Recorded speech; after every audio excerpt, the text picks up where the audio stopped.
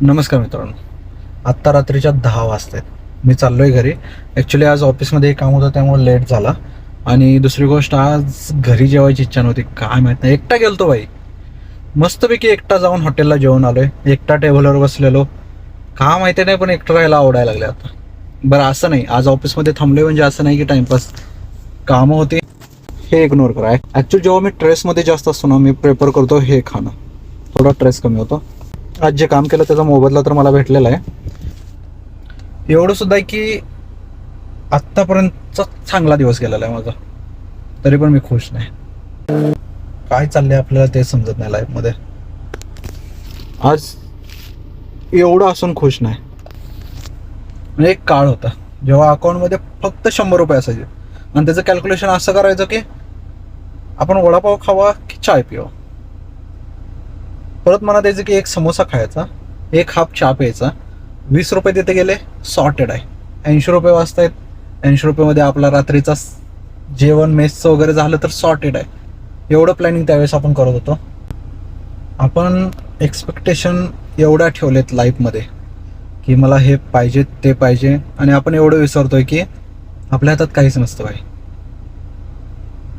आपण ठरवतो की हां, मी जे करेल ते व्हायलाच पाहिजे.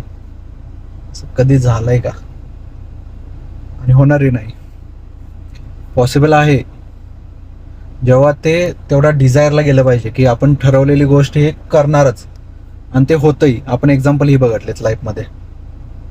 सो एनिवे, मला काही ह्याच्याबद्दल काही एवढं मोटिवेशन द्यायचं नाही. आपण लाईफ बॅलन्स करायला चाललोय. लाईफ कधीच बॅलन्स नसते, अनबॅलन्स आहे. आपण एक बाजू सावरा गेलो का दुसरी ढासळणारच. जी सिसो असतो ना, वर खाली, इकडे गेलो का इकडे खाली येणार, तिकडे गेलो का तिकडे, दोन्ही लेवलला कधीच राहणार नाही. आणि जे शक्यही नाही हे आपल्याला समजतंय पण उमगत नाही. हा मोठा प्रश्न आहे. आता चाललोय घरी, जाऊन झोपायचं. परत उद्या काम. आणि काही गोष्टी लाईफमध्ये घडतात, काही बिघडतात, काही शिकाय भेटतात, काही अनुभव देतात.